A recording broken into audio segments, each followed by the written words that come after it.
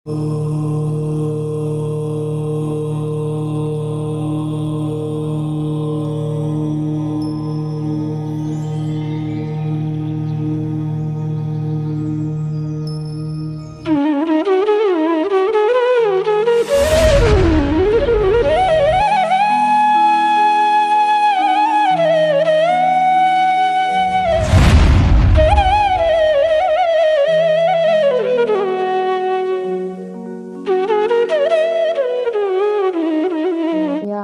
ಜ್ಞಾನ ಶಕ್ತಿ ಕೋಟಿ ಸೂರ್ಯರನ್ನು ಮೀರಿದೆ, ಮತ್ತು ಯಾರ ದಿವ್ಯ ಧ್ವನಿಯು ಲೋಕಹಿತವ ಮಾಡಿದೆ.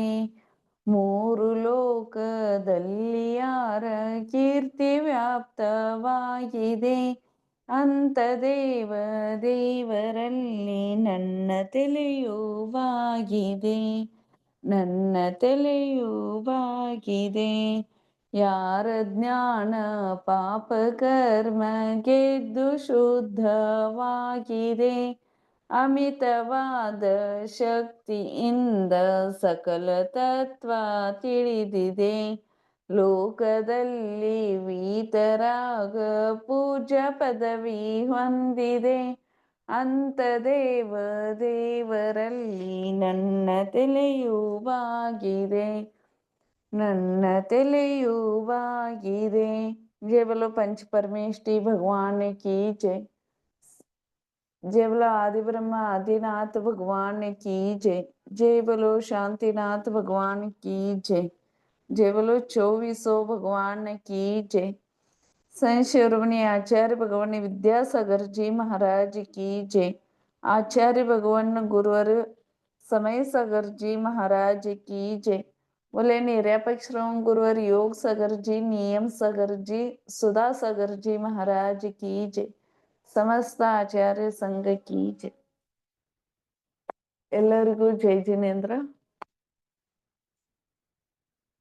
ಮನ್ನಿನ ಕ್ಲಾಸದಲ್ಲಿ ನೋಡಿದ್ದು ತೀರ್ಥಂಕರ್ ಪಾರ್ಶ್ವನಾಥ್ ಭಗವಾನರ ಬಗ್ಗೆ ನೋಡಿದ್ದು.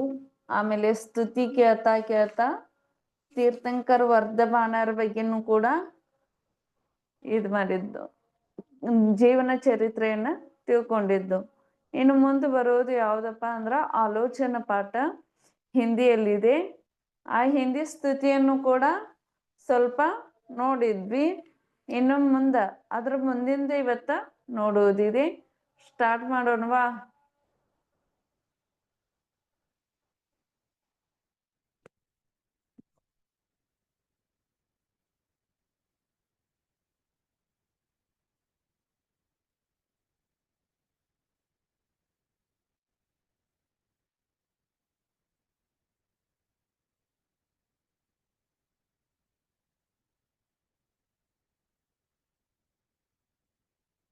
ಈಗ ನೋಡಿ ಸರಿಯಾಗಿ ಕೇಳ್ತಾ ಇದೆಯಾ?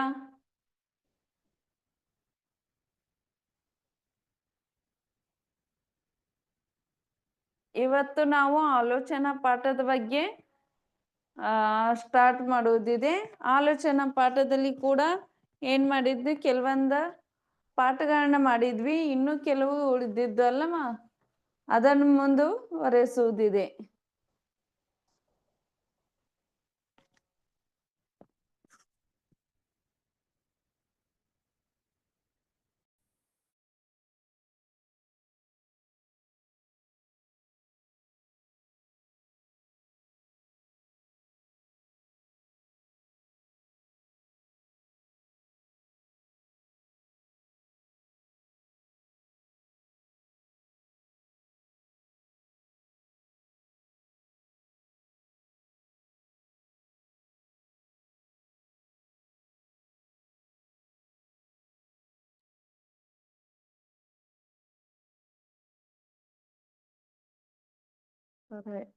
ಸರಿ ಕೇಳಿಸ್ತಾ ಇದೆ.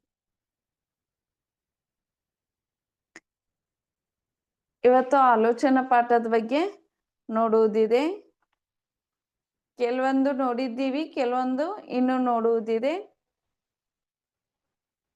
ಪರಿಹಾಸ ಅರತಿ ರತಿ ಶೋಗ भय ग्लानिति वेद संयोग पण विष जुभेद भयीम इनके वश पाप किए हम निद्रावश शयन कराई सपने मदि दोष लगाई फिर जागी विषय वन धायो नानाविध विष फल खायो आहार विहार निहारा इनमें नहीं जतन विचारा बिन देखी धरी उठाई बिन सोधी वस्तु जुखाई तब ही परे माधवी साई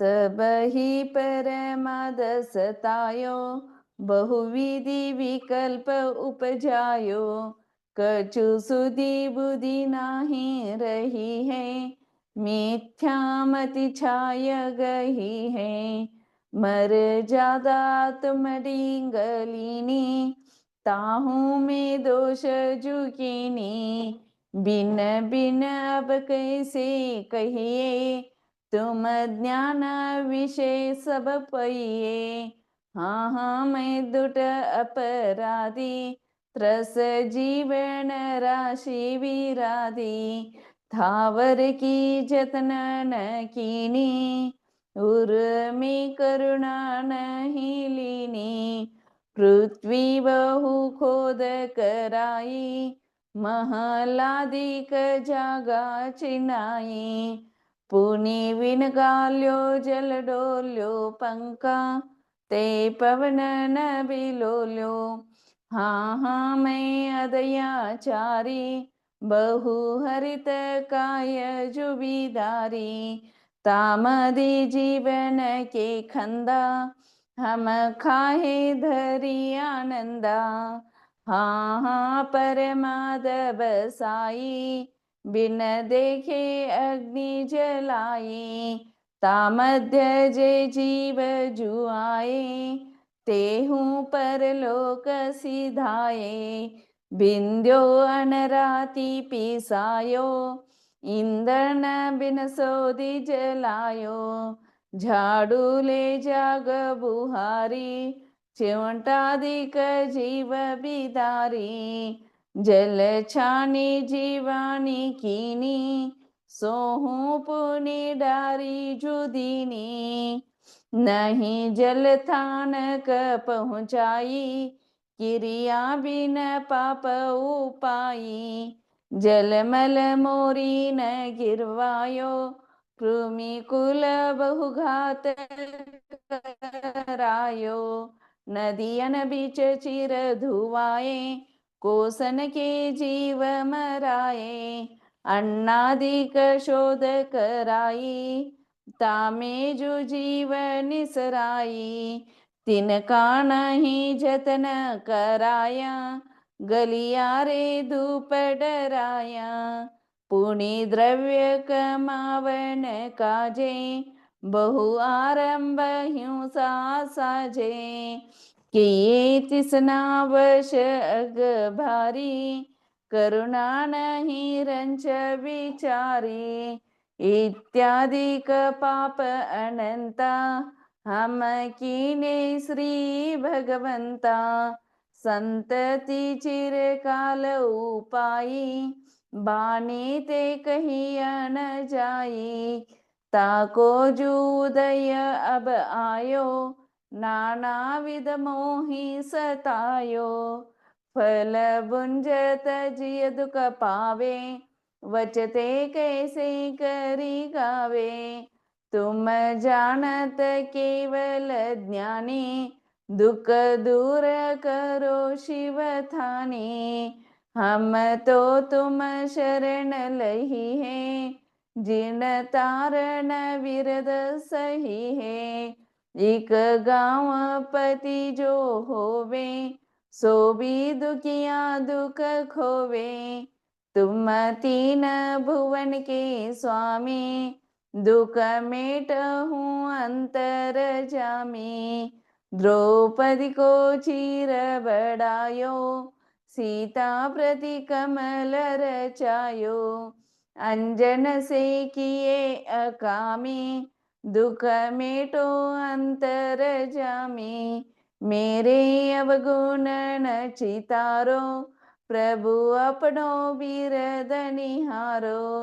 सब दोष रहित करी स्वामी, दुख मेटहु अंतर जामी।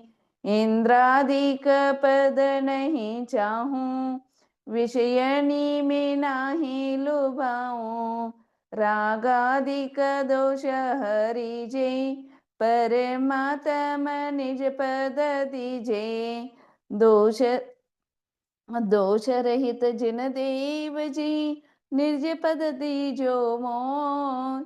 सब जीवन के सुख बड़े, आनंद मंगल होय। अनुभव मानिक पार की, चौहरी आप जिनन। एही वर मोही दीजिए, चरण शरण आनंद, ಚರಣ ಶರಣ ಆನಂದ್. ಇದೇನಾಗೈತಿ, ಆಲೋಚನಾ ಪಾಠ ಇದೆ. ಆಲೋಚನಾ ಪಾಠವನ್ನ ನಾವು ಅಂತ ಹೋಗ್ಬೇಕು. ಯಾಕಂದ್ರೆ ನಮ್ಮ ಸಂಸಾರ ಜೀವನದಲ್ಲಿ ಏನಾಗ್ತದಪ್ಪ, ದಿನನಿತ್ಯ ಕಾರ್ಯಕ್ರಮದಲ್ಲಿ ಏನಾಗ್ತದಪ್ಪ ಅಂದ್ರ ನಮಗೆ ಎಷ್ಟೊಂದು ಹಿಂಸೆಗಳ ಆಗ್ತಿರ್ತವೆ. ತ್ರಸಜೀವಿಗಳು ಹಿಂಸೆ ಆಗ್ತಾವ, ಏಕೇಂದ್ರ ಜೀವಿಗಳು ಹಿಡ್ಕೊಂಡ ತ್ರಸ ಜೀವಿಗಳು, ಸ್ಥಾವರ ಜೀವಿಗಳು ಎಲ್ಲ ಏನಾಗ್ತಾವಪ್ಪ ಅಂದ್ರೆ ದಿನದಿಂದ ದಿನಕ್ಕೆ ಏನಾಗ್ತವೆ, ನೋಡಿದೆ ಅಥವಾ ನೋಡದೇ ಇದ್ದಂತ ಸಮಯದಲ್ಲಿ ಏನಾಗ್ತಾವ ಅಂದ್ರೆ ಹಿಂಸೆ ಆಗ್ತಾವು. ಆ ಹಿಂಸದ ಸಲುವಾಗಿ ನಾವ್ ಏನ್ ಮಾಡ್ಬೇಕು, ದಿನ ಆಲೋಚನಾ ಪಾಠಗಳನ್ನ ಮಾಡ್ತಾ ಹೋಗ್ಬೇಕು. ನೀವು ಯಾವ ರೀತಿ ವೀತರಾಗ ಭಗವಂತರು, ಅರಿಯಂತರ ಭಗವಂತರು ಯಾವ ರೀತಿ ಆಗಿದ್ದೀರಲ್ಲ, ಅದೇ ರೀತಿ ನಾವು ಕೂಡ ಆಗ್ತೀವಿ ಅಂತಂದ ಇವೇನಾಗ್ತೀವಿ, ಪ್ರತಿನಿತ್ಯ ನಾವು ದೋಷಗಳನ್ನ ಮಾಡ್ತೀವಿ. ಆ ದೋಷದ ಸಲುವಾಗಿ ನಾವು ಏನ್ ಮಾಡ್ಬೇಕಪ್ಪ ಅಂದ್ರ ಆಲೋಚನಾ ಪಾಠವನ್ನ ಅಂತ ಹೋಗ್ಬೇಕು. ಇನ್ನು ಮುಂದೆ ಬರೋದು ಯಾವುದು ಅಂದ್ರೆ ಅಹಿಂಸಾ. ಅಹಿಂಸಾ ಏನಾಗೈತಪ್ಪ ಅಂದ್ರ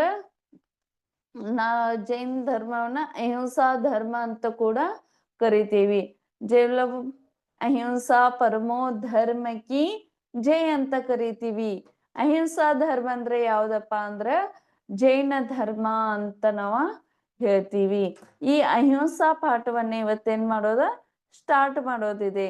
ಇವತ್ತು ಅಹಿಂಸಾ ಅಂದ್ರೆ ಏನು, ಯಾವ ರೀತಿ ಇರ್ತದ ಅನ್ನೋದನ್ನ ನಾವು ನೋಡ್ಬೇಕು. ಅಹಿಂಸಾ ಎಂಬುದು ಮಾನಸಿಕ ಪವಿತ್ರತೆ ಹೆಸರಾಗಿದೆ. ಇದು ಮನಸ್ಸಿನ ಒಂದು ಪವಿತ್ರತೆಯನ್ನ ಮಾಡೋ ಸಲುವಾಗಿ ಏನಾಗೈತಿ, ಅಹಿಂಸಾ ಒಂದು ಹೆಸರಾಗಿದೆ. ಅದರ ವ್ಯಾಪಕ ಕ್ಷೇತ್ರದಲ್ಲಿ ಸತ್ಯ, ಅಚೌರ್ಯ, ಬ್ರಹ್ಮಚರ್ಯ ಮತ್ತು ಪರಿಗ್ರಹ ಮೊದಲಾದ ಎಲ್ಲ ಗುಣಗಳು ಸೇರಿ ಹೋಗಿವೆ. ಈ ಅಹಿಂಸೆ ಅಂದ್ರೆ ಮನುಷ್ಯನ ಮಾನಸಿಕ ಮನಸ್ಸನ್ನ ಪವಿತ್ರ ಮಾಡುವಂತಹ ಧರ್ಮ ಆಗೈತಿ. ಈ ಪವಿತ್ರೆಯನ್ನ ಯಾವುದ್ರಲ್ಲಿ ನೋಡ್ತೀವಿ ಅಂದ್ರ ಅಚೌರ್ಯ, ಬ್ರಹ್ಮಚರ್ಯ, ಸತ್ಯ ಹೇಳುವುದ್ರಲ್ಲಿ, ಮತ್ತು ಅಪರಿಗ್ರಹ. ಪರಿಗ್ರಹ ಅಂದ್ರೆ ಕಡಿಮೆ ಮಾಡುವುದು. ಪರಿಗ್ರಹ ಜಾಸ್ತಿ ಇದ್ದವರು ಏನ್ ಮಾಡ್ಬೇಕು, ಪರಿಗ್ರಹ ಕಡಿಮೆ ಮಾಡ್ತಾ ಹೋಗ್ಬೇಕು. ಇವೆಲ್ಲ ಏನಿದಾವಪ್ಪ ಅಂದ್ರೆ ಈ ಎಲ್ಲ ಗುಣಗಳು ಯಾವ್ದ್ರಲ್ಲಿ ಬರ್ತಾವ ಅಂದ್ರೆ ಅಹಿಂಸಾದಲ್ಲಿ ಬರ್ತಾವ. ಆದ್ದರಿಂದಲೇ ಅಹಿಂಸೆಯನ್ನು ಪರಮ ಧರ್ಮವೆಂದು ಕರೆಯಲಾಗಿದೆ. ಆದ್ರಿಂದ ಏನ್ ಮಾಡ್ಬೇಕು, ಅಹಿಂಸೆಯ ಪರಮ ಧರ್ಮ ಅಂತ ಕರಿತೀವಿ. ಇವೆಲ್ಲ ಅಹಿಂಸಾ ಧರ್ಮದಲ್ಲಿ ಯಾವ್ಯಾವ ಬರ್ತಾವು, ಸತ್ಯ ಹೇಳ್ಬೇಕು, ಅಚೌರ್ಯ, ಬ್ರಹ್ಮಚರ್ಯ ವ್ರತ, ಆಮೇಲೆ ಅಪರಿಗ್ರಹ, ಪರಿಗ್ರಹ ಇಲ್ಲದೆ ಇರುವುದು. ಇವೆಲ್ಲ ಯಾರ ಹತ್ರ ಇರ್ತಾವ ಅಂದ್ರೆ ಮುನಿಗಳ ಹತ್ರ ಇರ್ತಾವು. ಆಮೇಲೆ ಇವೆಲ್ಲ ಏನಾಗಿದವು, ಅಹಿಂಸಾ ಧರ್ಮದಲ್ಲಿ ಕೂಡಿದವು. ಜೀವ ತನ್ನ ಸಾಮ್ಯ ಭಾವದಲ್ಲಿ ಸಂಲಗ್ನವಾಗುವುದೇ ಅಹಿಂಸೆಯಾಗಿದೆ. ಜೀವ ಏನ್ ಮಾಡ್ತೈತಿ, ತನ್ನ ಸ್ವಭಾವದಲ್ಲಿ ಏನಾಗ್ತದಪ್ಪ ಅಂದ್ರ ಸತತವಾಗಿ ಇರ್ತದ. ಈ ಸತತವಾಗಿರುವುದಕ್ಕೆ ಅಹಿಂಸೆ ಅಂತಂದ ಕರೀತಾರು. ಅಹಿಂಸೆ ಕೇವಲ ಒಂದು ವ್ರತವಲ್ಲ, ಇದು ಅಹಿಂಸಾ ಒಂದು ವ್ರತ ಅಲ್ಲದೆ ಅಹಿಂಸೆ ಒಂದು ವಿಚಾರ, ಒಂದು ಸಮಗ್ರ ಚಿಂತನೆ ಆಗಿದೆ. ಇದು ಅಹಿಂಸೆ ಒಂದ ವಿಚಾರವಂತಿಕೆ, ಸಮಗ್ರ ಚಿಂತನೆ ಆಗಿದೆ ಅಂತ ಹೇಳ್ತೀವಿ. ಅಹಿಂಸೆ ಎಂಬುದು ಯಾವುದೇ ಮಂದಿರದಲ್ಲಿ ಅಥವಾ ತೀರ್ಥಕ್ಕೆ ಹೋಗಿ ಬೆಳಿಗ್ಗೆ ಸಂಜೆ ಹೋಗಿ ಸಂಪನ್ನಗೊಳಿಸುವುದು ಅಲ್ಲ. ಅದು 8 ಹಂತಗಳನ್ನು ಚರಿತಾರ್ಥಗೊಳಿಸುವಂತ ಜೀವನದ ದರ್ಶನವಾಗಿದೆ. ಏನ್ ಹೇಳ್ತಾರಪ್ಪ ಅಂದ್ರ ಇದು ಅಹಿಂಸಾ ಅನ್ನೋದು ಮಂದಿರದಲ್ಲಿ ಸಿಗುವುದು ಅಥವಾ ತೀರ್ಥಕ್ಕೆ ಹೋಗಿ ಸಿಗುವಂತ ಧರ್ಮ ಅಲ್ಲ. ಇದು ಎಲ್ಲಿ ಇದೆಯಪ್ಪ ಅಂದ್ರ ತನ್ನ ಆತ್ಮನಲ್ಲಿಯೇ ಇದೆ ಅಂತಂದ ನಾವು ನೋಡ್ತೀವಿ. ಮುಂಜಾನೆ ಬೆಳಿಗ್ಗೆ ಹೋಗಿ ಅಹಿಂಸಾ ಧರ್ಮವನ್ನು ಪಾಲನೆ ಮಾಡಕ್ ಸಾಧ್ಯ ಐತೇನ? ಇಲ್ಲ. ಅಹಿಂಸಾ ಅಂದ್ರ ತಮ್ಮಲ್ಲಿಯೇ ಏನಾಗಿರ್ತದಪ್ಪ ಅಂದ್ರೆ ಇರ್ತದ. ಅದು ಯಾವ ರೀತಿ ಅಂದ್ರ ನಾವು ಯಾವ ರೀತಿ ಮಾತವನ್ನ ಆಡ್ತೀವಿ, ಸತ್ಯವನ್ನ ಹೇಳ್ತಾ ಇದ್ದೀವೋ ಅಥವಾ ಅಸತ್ಯವನ್ನ ನೋಡ್ತಾ ಇದ್ದೇವೆ, ಇದರಲ್ಲಿ ನಮ್ಗೆ ಏನಾಗ್ತದ ಅಹಿಂಸಾ ಧರ್ಮವನ್ನು ನೋಡ್ತೀವಿ. ಸತ್ಯ ಹೇಳುವುದು ಅಹಿಂಸಾ ಧರ್ಮ ಆಗಿದೆ. ಇದನ್ನ ನಾವು ಪರಿಗ್ರಹ ಕಡಿಮೆ ಮಾಡುವುದು, ಇದು ಕೂಡ ಏನಾಗ್ತದ ಅಹಿಂಸೆ ಆಗ್ತದ. ಇವೆಲ್ಲ ಏನಾಗಿದಾವ ಅಂದ್ರ ಇವು ಒಂದು ಅಹಿಂಸಾ ಆಗಿದವು. ಇದು ಸಂಸಾರದ ಎಲ್ಲ ಕರ್ಮದ ಮೂಲವೂ ಆಗಿದೆ. ಈ ಸಂಸಾರದ ಎಲ್ಲ ಕರ್ಮದ ಮೂಲವು ಕೂಡ ಯಾವ್ದಾಗೈತೆ ಅಂದ್ರ ಅಹಿಂಸಾ ಆಗಿದೆ. ಅಹಿಂಸೆ ಒಂದು ಇಂತಹ ನಿರ್ಮಲವಾದ ಪರಿಣಾಮವಾಗಿದೆ ಎಂದರೆ ಅದು ಪ್ರಕಟವಾದರೆ ಸಿಂಹ ಮತ್ತು ಹಸು ಒಂದೇ ದಡದಲ್ಲಿ ನೀರು ಕುಡಿಯಬಹುದು. ಅಹಿಂಸೆ ಇಂಥ ನಿರ್ಮಲವಾದ ಶುಭ್ರವಾದ ಪರಿಣಾಮ ಆಗಿದೆ ಅಂದ್ರ ಆಕಳ ಮತ್ತ ಹುಲಿ ಇವು ಎರಡು ಏನಾಗ್ತಾವಪ್ಪ ಅಂದ್ರ ಒಂದ ಕಡೆಯಾಗಿ ನೀರು ಕುಡಿಬಹುದು. ಸಿಂಹ ಮತ್ತ ಆಕಳು ಇವೆರಡು ಒಂದೇ ನದಿಯಲ್ಲಿ ಏನಾಗ್ಬೋದು ನೀರು ಕುಡಿಬಹುದು. ಅಂದ್ರೆ ಅಹಿಂಸಾ ಧರ್ಮ ಯಾವ ರೀತಿಯಾಗಿದೆ ಅನ್ನೋದನ್ನ ಒಂದು ಉದಾಹರಣೆ ಮುಖಾಂತರ, ಒಂದು ಪ್ರಾಣಿಗಳ ಮುಖಾಂತರ ನಮಗೆ ಏನ್ ಮಾಡಿದಾರಂದ್ರೆ ತಿಳಿಸ್ಕೊಟ್ಟಿದರು. ಅದೊಂದು ಆಂತರಿಕ ಪ್ರಕಾಶವಾಗಿದೆ. ಇದರಿಂದ ಮಾನವತೆಯ ಶಾಶ್ವತ ಜ್ಯೋತಿ ಬೆಳಗುತ್ತದೆ. ಇದೊಂದು ಏನಾಗೈತಿ ಆಂತರಿಕ, ನಮ್ಮ ಮನಸ್ಸಿನಲ್ಲಿ ಅಂತರಂಗದಲ್ಲಿಯೇ ಇದು ಒಂದು ಪ್ರಕಾಶಮಾನವಾಗಿದೆ. ಯಾವ ರೀತಿ ಅಂದ್ರೆ ಇದು ಕೂಡ ಏನಾಗೈತಿ ಮಾನವತೆಯ ಶಾಶ್ವತ ಜ್ಯೋತಿ ಬೆಳಗುತ್ತದೆ. ಮಾನವನಲ್ಲಿ ಇರುವಂತ ಜ್ಯೋತಿ ಯಾವ ರೀತಿ ಬೆಳಗುತ್ತದಲ್ಲ ಅದೇ ರೀತಿ ಮಾನವನಲ್ಲಿಯೂ ಕೂಡ ಅಹಿಂಸೆ ಅನ್ನೋದು ಜ್ಯೋತಿ ಬೆಳಗ್ತದ. ಯಾವುದು ಕೆಳಮುಖವಾಗುವುದಿಲ್ಲ. ಅಹಿಂಸೆಯನ್ನು ತಿಳಿಯಲು ಮೊದಲು ಹಿಂಸೆಯ ಬಗ್ಗೆ ತಿಳಿಯೋಣ. ಅಹಿಂಸಾ ಅನ್ನೋದಪೇಕ್ಷ ನಾವು ಹಿಂಸೆ ಬಗ್ಗೆ ಮೊದಲು ಏನ್ ಮಾಡ್ಬೇಕು ತಿಳಿಬೇಕು. ಯಾವ ರೀತಿ ತಿಳಿಯೋಣ ಅಂದ್ರೆ ಕಷಾಯ ಭಾವ ಉತ್ಪನ್ನ ಆಗುವುದರಿಂದ ಆತ್ಮದ ಉಪಯೋಗದ ಶುದ್ಧತೆಯಲ್ಲಿ ಘಾತವಾಗುವುದು. ಏನ್ ಹೇಳ್ತಾರಂದ್ರ ಕಷಾಯ ಭಾವ ಉತ್ಪನ್ನ ಆದಾಗ ಏನಾಗ್ತದ ಆತ್ಮನದ ಉಪಯೋಗ ಎಲ್ಲಿ ಏನಾಗ್ತದ ಶುದ್ಧತೆ ಇರುವಂತ ಸಮಯದಲ್ಲಿ ಅದೇನಾಗ್ತದ ನಾಶ ಆಗಿ ಹೋಗ್ತದ. ಭಾವ ಹಿಂಸೆ ಆಗಿದೆ. ಮತ್ತು ಕಷಾಯ ಭಾವದ ನಿಮಿತ್ತದಿಂದ ತನ್ನ ಅಥವಾ ಬೇರೆಯವರ ಪ್ರಾಣಕ್ಕೆ ಘಾತವಾಗುವುದು ದ್ರವ್ಯ ಹಿಂಸೆ. ಇದ್ರಾಗ ಏನ್ ಹೇಳಿದರು 2 ಹಿಂಸೆಗಳು ಇದಾವು. 2 ಹಿಂಸೆಗಳು ಯಾವ್ಯಾವ ಅಂದ್ರ ಭಾವ ಹಿಂಸೆ ಮತ್ತು ದ್ರವ್ಯ ಹಿಂಸೆ ಅಂತಂದ 2 ಭೇದಗಳನ್ನ ಮಾಡಿದರು. ಆ ಭೇದಗಳು ಭಾವ ಹಿಂಸೆ ಯಾವ ರೀತಿ ಆಗ್ತದ ಅಂದ್ರ ಕಷಾಯದ ಭಾವ ಉತ್ಪನ್ನ ಆದಾಗ ಆತ್ಮದ ಉಪಯೋಗ ಏನಾಗ್ತದ ಶುದ್ಧತೆ ಅದರದ್ದ ನಾಶ ಆಗಿ ಹೋಗ್ತದ. ಇದಕ್ಕೇನ್ ಹೇಳ್ತಾರಪ್ಪ ಅಂದ್ರ ಭಾವ ಹಿಂಸೆ ಅಂತಂದ ಕರೀತಾರು. ಆಮೇಲೆ ದ್ರವ್ಯ ಹಿಂಸೆ ಅಂದ್ರ ಕಷಾಯ ಭಾವದ ನಿಮಿತ್ತದಿಂದ, ಈಗ ಕ್ರೋಧ ಬಂದಾಗ ಏನ್ ಮಾಡ್ತೀವಿ, ಯಾರನ್ನಾದ್ರೂ ಬಡಿಯೋದಾಗ್ಲಿ ಅಥವಾ ಬೇರೆಯವರ ಪ್ರಾಣವನ್ನ ಘಾತ ಮಾಡೋದಾಗ್ಲಿ, ಮಾತಿನಿಂದ ಏನ್ ಮಾಡ್ತೀವಿ ಅವ್ರ ಮನಸ್ಸಿಗೆ ತಾಗುವಂತೆ ಏನ್ ಮಾಡ್ತೀವಿ ಮಾತುಗಳನ್ನ ಆಡ್ತೀವಿ. ಇದರಿಂದ ಏನಾಗ್ತೈತಿ ಬೇರೆಯವರ ಪ್ರಾಣಕ್ಕೆ ಘಾತ ಆಗುವುದು. ಇದೇನಂತಾರಂದ್ರೆ ಅವ್ರು ಏನಾದ್ರು ಆತ್ಮಹತ್ಯೆ ಮಾಡ್ಕೊಂಡ್ರೆ ಅಥವಾ ಅವ್ರಿಗೇನಾದ್ರೂ ಆ ಮಾತುಗಳನ್ನ ಕೇಳಿ ಹೃದಯಘಾತವಾಗಿ ಅದರಲ್ಲಿಯೇ ಮರಣ ಹೊಂದಿದ್ರೆ ಇವೆಲ್ಲ ಏನಾಗ್ತಾವಂದ್ರೆ ದ್ರವ್ಯ ಹಿಂಸೆ ಆಗ್ತಾವು ಅಂತಂದ ಹೇಳ್ತಾರೆ. ಇದು ಸೂಕ್ಷ್ಮ ಮತ್ತು ಸ್ಥೂಲ ಜೀವಿಗಳಿಂದ ಯದ್ವಾ ತದ್ವಾ ತುಂಬಿ ಹೋಗಿದೆ. ಇದೇನಾಗ್ತದ ಸ್ಥೂಲ ಮತ್ತು ಸೂಕ್ಷ್ಮ ಜೀವಿಗಳಿಂದ ಏನಾಗುತ್ತದ ಅಂದ್ರ ಯದ್ವಾ ತದ್ವಾ ಆಗಿ ತುಂಬಿ ಹೋಗ್ತದ. ಇಲ್ಲಿ ಯಾವುದೇ ಸ್ಥಾನ ಜೀವ ವಿಹೀನವಾಗಿಲ್ಲ. ಇಲ್ಲೇನಾಗ್ತದ ಸ್ಥಾನದ ಜೀವಿಯ ವಿಹೀನ ಆಗಿಲ್ಲ. ಆದ್ದರಿಂದ ಮನುಷ್ಯನು ಪೂರ್ಣ ಅಹಿಂಸಕನಾಗುವುದು ಸಾಧ್ಯವಿಲ್ಲ. ಆದ್ರಿಂದ ಏನಾಗ್ತದ, ಮನುಷ್ಯ ಅನ್ನೋನು ಪೂರ್ಣವಾಗಿ ಅಹಿಂಸಕ ಆಗಿರುವುದಿಲ್ಲ ಅಂತಂದ, ಆಗಿರಲಕ್ಕೂ ಸಾಧ್ಯ ಇಲ್ಲ ಅಂತ ಹೇಳ್ತಾರೆ. ಮನ ವಚನ ಕಾಯದ ಪ್ರವೃತ್ತಿಯಿಂದ ನಡೆಯುತ್ತಲೇ ಇರುವಾಗ ಹಿಂಸೆಯಿಂದ ಉಳಿಯಲು ಸಾಧ್ಯವಿಲ್ಲ.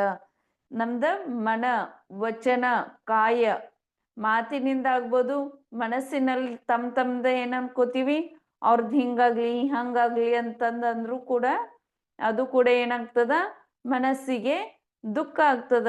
ಆದ್ರೆ ನಾವು ಮತ್ತೊಬ್ಬರ ಮನಸ್ಸಿಗೆ ದುಃಖವನ್ನ ತೋಚಿ ಕೊಡ್ತದ. ವಚನದಿಂದ ಅವರಿಗೆ ಬೈಯುವುದು ಅಥವಾ ಏನಾದ್ರೂ ಅವರಿಗೆ ಮನಸ್ಸಿಗೆ ತಾಗುವಂತೆ ಮಾತನಾಡುವುದು, ಇದೇನಾಗ್ತದ ಅಂದ್ರ ವಚನ.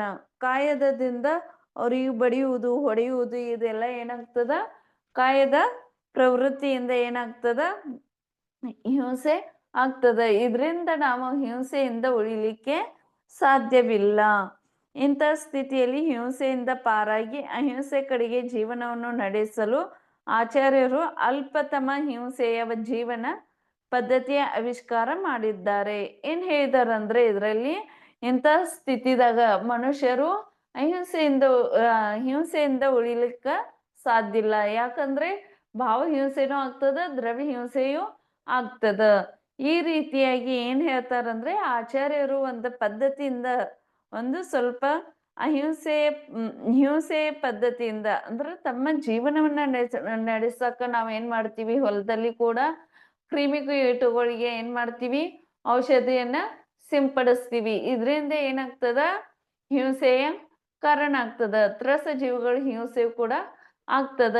ಇದರಿಂದ ನಾವು ಸ್ವಲ್ಪದಲ್ಲಿ ಬಚಾವ್ ಆಗ್ಬೇಕಾದ್ರೆ, ನಾವು ಪಾರ ಆಗ್ಬೇಕಾದ್ರೆ ಏನ್ ಮಾಡ್ತಾರಪ್ಪ ಅಂದ್ರ, ಕೆಲವೊಂದು ಆಚಾರ್ಯರು ಏನ್ ಹೇಳ್ತಾರ, ಆಚಾರ್ಯರು ಸ್ವಲ್ಪ ಏನ್ ಮಾಡ್ತಾರಂದ್ರೆ ಅದ್ರ ಬಗ್ಗೆ ನಮಗೆ ಅದರಿಂದ ದೂರವಾಗಿರಲು ಕೆಲವೊಂದ ನಿಯಮಗಳನ್ನ ಹೇಳ್ತಾರೆ. ಆಮೇಲೆ ಜೀವನ ನಡೆಸಲು ಆಚಾರ್ಯರು ಅಲ್ಪತಮ ಹಿಂಸೆ ಜೀವನ ಪದ್ಧತಿ ಅಂದ್ರೆ ಸ್ವಲ್ಪದರಲ್ಲಿ ಹಿಂಸೆ ಯಾವ ರೀತಿ ಮಾಡೋದನ್ನ, ಜೀವನದ ಪದ್ಧತಿಯನ್ನ ನಮಗ ಸ್ವಲ್ಪ ಆವಿಷ್ಕಾರವನ್ನ ಮಾಡಿಕೊಟ್ಟರು. ಆದ್ದರಿಂದ ವ್ಯವಹಾರಿಕ ರೀತಿಯಿಂದ ವರ್ಗೀಕರಣ ಮಾಡಿ ಹಿಂಸೆಯ 4 ಭೇದಗಳನ್ನ ಮಾಡಿದರು. ಇಲ್ಲಿ ಏನ್ ಮಾಡಿದಾರಂದ್ರೆ, ಆಚಾರ್ಯರುಗಳು ಏನ್ ಮಾಡ್ತಾರಂದ್ರೆ 4 ಪ್ರಕಾರದ ಹಿಂಸೆಯ ಬಗ್ಗೆ ಭೇದಗಳನ್ನ ಹೇಳಿದರು. ಅವು ಯಾವ್ಯಾವ ಹಿಂಸೆಗಳನ್ನ ನಾವ ನೋಡ್ತೀವಿ. ಈಗ ನಾವು ಹೊಲಕ್ ಹೋದಾಗ ಕೆಲವೊಂದ ಹಿಂಸೆಗಳಾಗ್ತಾವ. ಮನೆಯಲ್ಲಿ ಕಸ ಗುಡಿಸುವಾಗೂ ಕೂಡ ಇರುವೆಗಳು ಏನಾಗ್ತಾವಪ್ಪ ಅಂದ್ರೆ ಹಿಂಸೆ ಆಗ್ತಾವ. ಅದ್ರಿಂದ ಆಮೇಲೆ ಕಸ ಗುಡಿಸುವುದು, ನೆಲ ಒರೆಸುವುದ್ರಿಂದ, ಮತ್ತೇನ ಮೊದಲದಾಗಿ ಮಹಿಳೆಯರು ಎಲ್ಲರೂ ಜಾಸ್ತಿಯಾಗಿ ಏನ್ ಮಾಡ್ತಾರಪ್ಪ ಅಂದ್ರೆ ಸೀರೆಯಲ್ಲಿ ಕೂಡ ರೇಷ್ಮೆ ಸೀರೆ ಅಂದ್ರೆ ಅವರಿಗೆ ಬಹಳ ಇಷ್ಟ. ಅದಕ್ಕೆ ನಾವ್ ಏನ್ ಮಾಡ್ಬೇಕಪ್ಪ ಅಂದ್ರೆ, ರೇಷ್ಮೆ ಸೀರೆಗಳನ್ನು ಕೂಡ ಏನಾಗ್ತಾವ, ರೇಷ್ಮೆ ಹುಳುಗಳಿಂದ ರೇಷ್ಮೆ ಸಾಡಿಯನ್ನ ತಯಾರು ಮಾಡ್ತಾರ. ಅದನ್ನು ನಮ್ಮಲ್ಲಿ ಬಿಡಕ್ಕ ಸಾಧ್ಯ ಇದೆ. ಅಂತ ಸೀರೆಗಳನ್ನು ಕೂಡ ನಾವ್ ಏನ್ ಮಾಡ್ಬೇಕು, ಬಿಡ್ಬೇಕು, ಉಟ್ಕೋಬಾರ್ದು. ಅಂತ ಸೀರೆಗಳನ್ನು ಉಟ್ಕೊಂಡ್ರಿಂದ ಕೂಡ ನಮಗ ದೋಷ ಕಟ್ತದ. ಹಿಂಸೆಗೆ ನಾವು ಕಾರಣೀಭೂತಗಳಾಗುತ್ತೇವೆ. ಅದರಿಂದ ನಾವು ದೂರ ಉಳಿಬೇಕಾದ್ರೆ ಏನೇನ್ ಮಾಡ್ಬೇಕು, ಇದು ಕೂಡ ಹಿಂಸೆ ಒಳಗ ಬರ್ತದ. ಇದರಿಂದ ದೂರ ಯಾವ ರೀತಿ ಇರ್ಬೇಕು ಅನ್ನೋದನ್ನ ನಾವು ನೋಡ್ಬೇಕು. ಅಂದ್ರ ದೂರ ಇರ್ಬೇಕಾದ್ರ ಆ ಸೀರೆಗಳನ್ನ ನಾವ ತೆಗೆದುಕೊಳ್ಬಾರದು, ರೇಷ್ಮೆ ಸೀರೆಗಳನ್ನ ಉಟ್ಕೊಳ್ಬಾರ್ದು. ಇನ್ನ ಆಚಾರ್ಯರು ಏನ್ ಮಾಡಿದಾರ, ಹಿಂಸೆಯ 4 ಪದ್ಧತಿಗಳನ್ನ ಅಥವಾ ಪ್ರಕಾರಗಳನ್ನ ಹೇಳಿದರು. ಆ ಪ್ರಕಾರಗಳು ಯಾವ್ಯಾವಪ್ಪ ಅಂದ್ರೆ, ಸಂಕಲ್ಪ ಹಿಂಸಾ, ಆರಂಭಿಕ ಹಿಂಸಾ, ಉದ್ಯೋಗಿಕ ಹಿಂಸೆ ಮತ್ತು ವಿರೋಧಿ ಹಿಂಸೆ. ಈ ರೀತಿಯಾಗಿ 4 ಭಾಗಗಳನ್ನ ಮಾಡಿದರು. ಈ 4 ಭೇದಗಳನ್ನ ನಾವು ಒಂದೊಂದಾಗಿ ಸ್ವಲ್ಪದರಲ್ಲಿಯೇ ನೋಡಿಕೊಳ್ಳೋಣ. ಸಂಕಲ್ಪ ಹಿಂಸಾ, ಸಂಕಲ್ಪ ಪೂರ್ವಕವಾಗಿ ಯಾವುದೇ ಪ್ರಾಣಿಯನ್ನು ಹಿಂಸಿಸುವುದು, ವಧೆ ಮಾಡುವುದೇ ಸಂಕಲ್ಪಿ ಹಿಂಸೆಯಾಗಿದೆ. ಒಂದು ಸಂಕಲ್ಪವನ್ನ ತೆಗೆದುಕೊಂಡು ನಾವು ಏನ್ ಮಾಡ್ತೀವಿ, ಹಿಂಸ ಮಾಡ್ತೀವಿ. ಅದಕ್ಕೇನಂತ ಹೇಳಿದಾರಂದ್ರೆ ಯಾವುದೇ ಪ್ರಾಣಿಯನ್ನ ಅಂದ್ರೆ ಈಗ ಉದಾಹರಣೆಗಾಗಿ ನಾವು ಬಲಿ ಕೊಡ್ತೀವಿ. ಹಾ, ಈಗ ಅನ್ಯ ಧರ್ಮದಲ್ಲಿ ಏನ್ ಮಾಡ್ತಾರಂದ್ರೆ ಪ್ರಾಣಿಗಳನ್ನ ಬಲಿ ಕೊಡ್ತಾರೋ, ಧರ್ಮಕ್ಕಾಗಿ ಬಲಿಯನ್ನು ಕೊಡ್ತಾರೋ. ಅದು ಧರ್ಮ ಯಾವತ್ತು ಯಾವ ಧರ್ಮವೂ ಕೂಡ ಪ್ರಾಣಿಯನ್ನ ಬಲಿ ಬಿಡೋದಿಲ್ಲ. ಇದು ಬಲಿ ಕೊಡೋದು, ಪ್ರಾಣಿಯನ್ನ ಹಿಂಸಿಸುವುದು ಇದೇನಾಗಿದೆಯಪ್ಪ ಅಂದ್ರೆ ಸಂಕಲ್ಪ ಹಿಂಸೆಯಾಗಿದೆ ಅಂತಂದ ನಾವ ನೋಡ್ತೀವಿ. ಉದಾಹರಣೆ, ಧರ್ಮದ ಹೆಸರಿನಲ್ಲಿ ಬಲಿ ಕೊಡುವುದು, ಮೋಜಿಗಾಗಿ ಬೇಟೆಯಾಡುವುದು, ತೋರಿಕೆಗಾಗಿ ಜೀವಿಗಳನ್ನು ಕೊಲ್ಲುವುದು, ಇವೆಲ್ಲವೂ ಸಂಕಲ್ಪಿ ಹಿಂಸೆಯಾಗಿದೆ. ಇಲ್ಲಿ ಏನ್ ಹೇಳಿದಾರೆ ಅಂದ್ರೆ ಉದಾಹರಣೆ ಮುಖಾಂತರ ಏನ್ ಹೇಳಿದ್ದಾರೆ, ಧರ್ಮದಲ್ಲಿ ಬಲಿ ಪಶುಗಳನ್ನ ಕೊಡುವುದು, ಬಲಿ ಪಶುಗಳನ್ನ ಏನ್ ಮಾಡ್ತಾರೆ, ಬಲಿ ಕೊಡ್ತಾರೆ. ಆಮೇಲೆ ಮೋಜಿಗಾಗಿ ಬೇಟೆಯಾಡುವುದು, ಏನ್ ಮಾಡ್ತಾರೆ, ತಮ್ಮ ಸಂತೋಷಕ್ಕಾಗಿ, ತಮ್ಮ ಆನಂದದ ಸುಖದಕ್ಕಾಗಿ ಏನ್ ಮಾಡ್ತಾರೆ, ಬೇಟೆಗಳನ್ನು ಕೂಡ ಆಡ್ತಾರೆ. ಅಥವಾ ತಮ್ಮ ತಿನ್ನಲಿಕ್ಕೆ ಕೂಡ ಕೆಲವೊಂದ ಬೇಟೆ ಆಡಿ ಹೊತ್ನ ಏನ್ ಮಾಡ್ತಾರೆ, ತಾವು ಸೇವನೆ ಮಾಡ್ತಾರೆ. ಇಂಥ ಕೆಲವು ಇವು ಕೂಡ ಏನಾಗಿದಾವು, ಸಂಕಲ್ಪಿ ಹಿಂಸೆಗಳಾಗಿವೆ. ಆಮೇಲೆ ಇದಲ್ಲದೆ ಆತಂಕವಾದ, ಜಾತಿವಾದ ಹಾಗೂ ಸಾಂಪ್ರದಾಯಿಕದ ಜಗಳಗಳು ಇವೆಲ್ಲವೂ ಸಂಕಲ್ಪ ಹಿಂಸೆಯೇ ಆಗಿವೆ. ಅಂದ್ರೆ ಆತಂಕವಾದ, ಭಯಂಕರವಾದ, ಜಾತಿವಾದ, ಸಂಪ್ರದಾಯದ ಇವೆಲ್ಲ ಜಗಳಗಳು ಏನಿದಾವಲ್ಲ, ಇವೆಲ್ಲ ಯಾವ ಹಿಂಸೆ ಆಗಿದಾವಂದ್ರೆ ಸಂಕಲ್ಪ ಹಿಂಸೆಯಾಗಿವೆ ಅಂತಂದ ನಾವ ನೋಡ್ತೀವಿ. ಇನ್ನು ಮುಂದೆ ಬರೋದು ಯಾವುದು ಅಂದ್ರೆ ಆರಂಭಿ ಹಿಂಸೆ. ಈ ಆರಂಭಿ ಹಿಂಸೆಯಲ್ಲಿ ತನ್ನ ಜೀವನಕ್ಕಾಗಿ ಅನಿವಾರ್ಯತೆಯಿಂದ ಮಾಡಲೇಬೇಕಾದ ಕಾರ್ಯಗಳಲ್ಲಿ ಅಡುಗೆ ಮಾಡುವಾಗ, ಸ್ನಾನ ಮಾಡುವಾಗ, ವಸ್ತುಗಳನ್ನು ಇಡುವಾಗ, ತೆಗೆದುಕೊಳ್ಳುವಾಗ, ನಾವುಗಳೇ ಕೂತುಕೊಳ್ಳುವಾಗ, ಓಡಾಡುವಾಗ, ಬೇರೆ ಆಯ್ಕೆ ಇಲ್ಲದೆ ಮಾಡುವ ಪ್ರತಿಯೊಂದು ಕೆಲಸದಿಂದಲೂ ಹಿಂಸೆ ಆಗುತ್ತಲೇ ಇರುತ್ತದೆ. ಇದನ್ನು ಆರಂಭಿ ಹಿಂಸೆ ಎನ್ನುತ್ತಾರೆ. ಅಂದ್ರೆ ಏನಂತಾರೆ, ಆರಂಭಿ ಹಿಂಸೆ. ಇದರಿಂದ ನಾವ ಉಳಿಸಲಿಕ್ಕೆ ಅಥವಾ ನಾವು ಉಳಿಲಿಕ್ಕೆ ಸಾಧ್ಯವಿಲ್ಲ. ಯಾಕೆ ಸಾಧ್ಯ ಇಲ್ಲ? ದಿನ ನಾವೇನ್ ಮಾಡ್ಬೇಕು, ಸ್ನಾನ ಮಾಡ್ಬೇಕ, ಬಟ್ಟೆಗಳನ್ನ ಒಗಿಬೇಕು. ನಮಗ್ ಮೊದಲನೇ ಕಾರ್ಯ ಏನಾಗ್ತದಪ್ಪ ಅಂದ್ರೆ ನೀರಿನಿಂದಲೇ ಸ್ಟಾರ್ಟ್ ಆಗ್ತದ. ಒಂದ್ ಹಲ್ಲು ಉಜ್ಜಬೇಕಾದ್ರು, ಮುಖ ತೊಳ್ಕೋಬೇಕಾದ್ರು ಏನ್ ಬೇಕು, ನೀರ್ ಬೇಕು. ಈ ನೀರನ್ನ ಹಿಡ್ಕೊಂತ ನಾವು ಮಾಡಿದ್ರೆ ಏನೇನ್ ಹೇಳ್ತಾರಪ್ಪ ಅಂದ್ರೆ ಅಡುಗೆ ಮಾಡುವಾಗೂ ಕೂಡ ಅಗ್ನಿಕೈ ಜೀವಗಳು ಏನಾಗ್ತಾವ, ಹಿಂಸ ಆಗ್ತಾವು. ಸ್ನಾನ ಮಾಡುವಾಗ ಇರುವೆಗಳು ಇದ್ದಿರ್ತಾವ, ಸ್ವಲ್ಪ ಹುಳ ಇದ್ದಿರ್ತಾವ. ಅದನ್ನ ನೋಡ್ಕೊಂಡ್ ನಾವೇನ್ ಮಾಡಂಗಿಲ್ಲ, ಒಮ್ಮೊಮ್ಮೆ ಹಂಗೆ ಜಳಕ ಮಾಡ್ತೀವಿ. ಅಥವಾ ನೋಡಿ ಏನ್ ಮಾಡ್ತೀವಿ, ಬೇರೆ ಕಡೆಗೆ ಹೋಗ್ತೀವಿ. ಈ ರೀತಿಯಾಗಿ ಜಳಕ ಮಾಡೋದ್ರಿಂದ ಕೂಡ ಏನಾಗ್ತದ, ಆರಂಭಿಕ ಹಿಂಸೆ ಆಗ್ತಾವ. ವಸ್ತುಗಳನ್ನ ಇಡುವಾಗ, ತೆಗೆದುಕೊಳ್ಳುವಾಗ, ಅಂದ್ರೆ ನಾವು ವಸ್ತುಗಳನ್ನ ಅಲ್ಲೇನ್ ಹುಳ ಏತ್ಯೋ ಅಥವಾ ಇಲ್ಲೋ ಏನ್ ವಿಚಾರ ಮಾಡೋದಿಲ್ಲ. ಪಟ್ನ ಏನ್ ಮಾಡ್ತೀವಿ, ಈ ಟೇಬಲ್ ಮೇಂದ ತೆಗದ ಮತ್ತೊಂದು ಕಡೆ ಇಡ್ಬೇಕಾದ್ರ ಅದನ್ನ ಪಟ್ನ ಪುಸ್ತಕ ಏನ್ ಮಾಡ್ತೀವಿ, ಇಟ್ಟು ಬಿಡ್ತೀವಿ.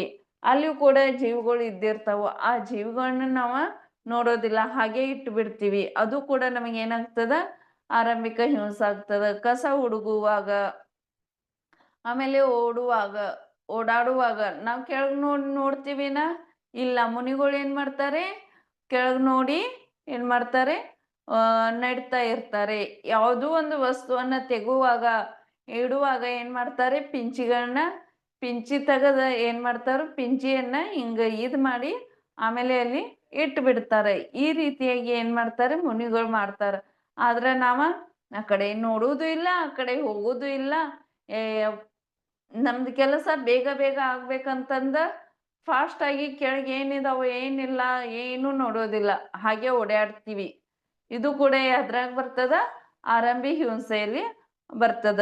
ಇವೆಲ್ಲ ಪ್ರತಿಯೊಂದು ನಾವು ಕೆಲಸ ಮಾಡುವುದು ಯಾವ್ದ, ಹಿಂಸ ಆಗ್ತವೆ.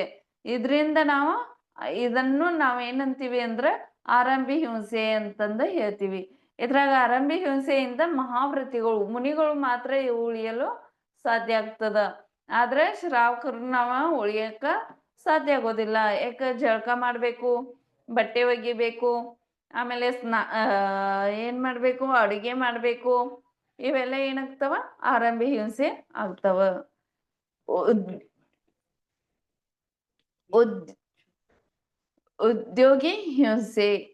ತನ್ನ ಜೀವನ ಉಪಾಯಕ್ಕಾಗಿ ಕೆಲಸ ಮಾಡುವಾಗ ವ್ಯವಸಾಯದಲ್ಲಿ, ವ್ಯಾಪಾರದಲ್ಲಿ ಅಪರಿಹಾರ್ಯವಾಗಿ ಹಿಂಸೆ ಆಗುವುದು ಉದ್ಯೋಗಿ ಹಿಂಸೆ ಅಂತಂದು ಹೇಳ್ತೀವಿ.